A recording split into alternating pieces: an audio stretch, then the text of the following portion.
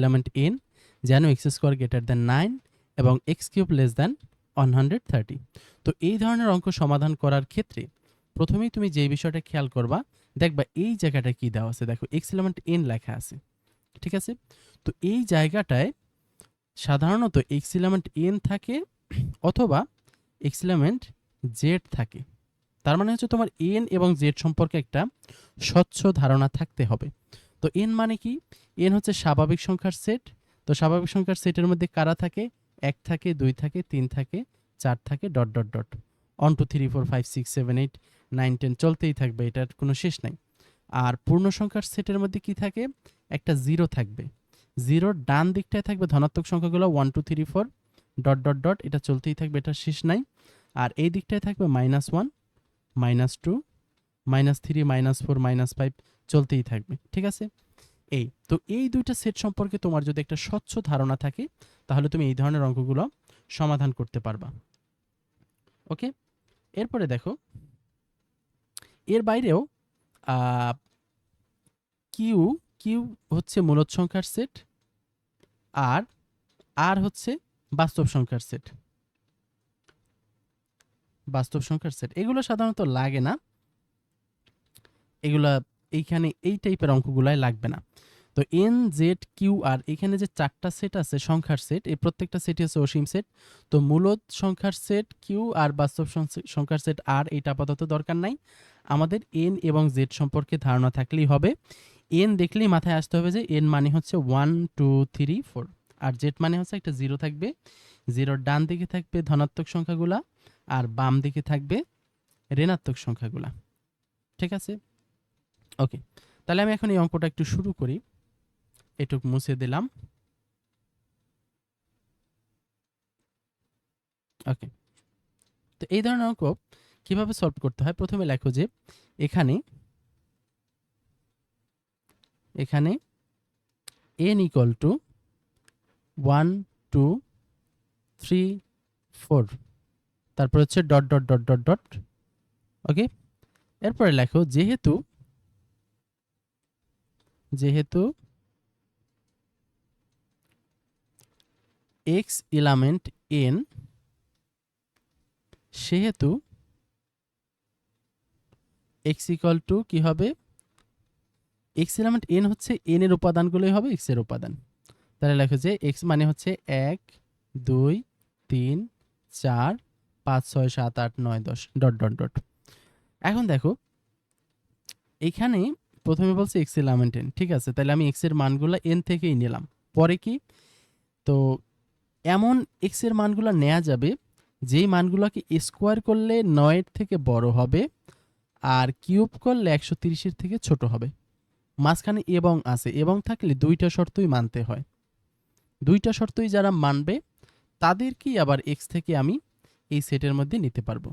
ওকে, তাহলে এখন লেখো যে x ইকুয়াল টু, এখন দেখো আমি তো বুঝতেছি যে কাদের স্কোয়ার করলে 9 এর থেকে বড় হবে। যেমন 1 এর স্কোয়ার করলে তো 1 হয়, এটা 9 এর থেকে বড় হয় না, এটা নেওয়া যাবে না। 2 এর স্কোয়ার করলে হয় 4, এটাও 9 এর থেকে বড় না, এটাও বাদ। আর 3 এর স্কোয়ার করলে এটা 9 এর সমান হয়, তাও এটা নেওয়া যাবে না, কারণ এমন সংখ্যা নিতে হবে যেটা 9 এর থেকে অবশ্যই বড়।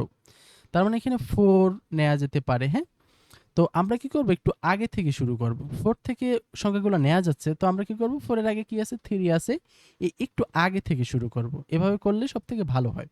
তো লেখো যে x ইকুয়াল টু 3 হলে x স্কোয়ার ইকুয়াল টু 3 এর স্কোয়ার করলে কত হয়? 9 হয়। 9 কি 9 এর থেকে বড়? না, বড় না। এই জন্য এখানে এই যে বড় না সেটা বোঝানোর জন্য এইভাবে এটাকে কেটে দিলাম। এর দ্বারা কি বোঝাচ্ছে? এটা হচ্ছে বড় নয়, 9 not is not greater than 9। ওকে, তারপরে লেখো যে এবং এবং এক্স কিউব ইকুয়াল টু কি হবে? 3 এর কিউব করলে কত হয়? 27। তো 27 কি 130 থেকে ছোট না? হ্যাঁ ছোট। একটা শর্ত মানছে, একটা মানলে হবে না, দুইটাই মানতে হবে। এরপর লেখো x ইকুয়াল টু 4 হলে x স্কয়ার ইকুয়াল টু কত? 4 এর স্কয়ার করলে কত হয়? 16। 16 কিন্তু 9 এর থেকে বড়। এবং x কিউব করলে কত হবে? 4 কিউব করলে হবে 64।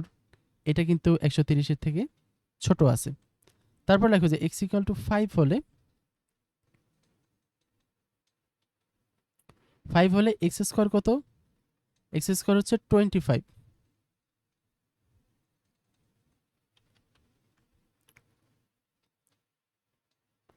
25 কি 9 এর থেকে ছোট?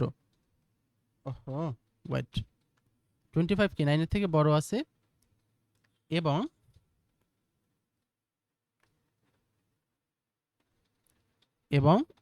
এক্স কিউব 5 কিউব করলে কত হয়? 125 হয়। 125 কি 130 এর থেকে ছোট? এটাও ঠিক আছে। তারপর লেখো যে x = 6 হলে, x = 6 হলে কি হবে? x স্কয়ার = 6 স্কয়ার করলে কত হয়? 36 হয়। 36 9 এর থেকে বড় এবং x কিউব করলে কত হবে? 6 কিউব করলে হয় 216। তো এটা তো 130 এর থেকে ছোট না। ওকে, এইজন্য দিলাম নট লেস দ্যান। ঠিক আছে, নট লেস দ্যান। আচ্ছা, এরপরে যদি আমি 7 নেই, 8 নেই, 9 নেই, এর প্রত্যেকটাই কিউব করলে কি হবে? 130 এর থেকে বড় হবে। আমার লাগবে হচ্ছে 130 এর থেকে ছোট, মানে এরপরে আর নিয়ে লাভ নাই।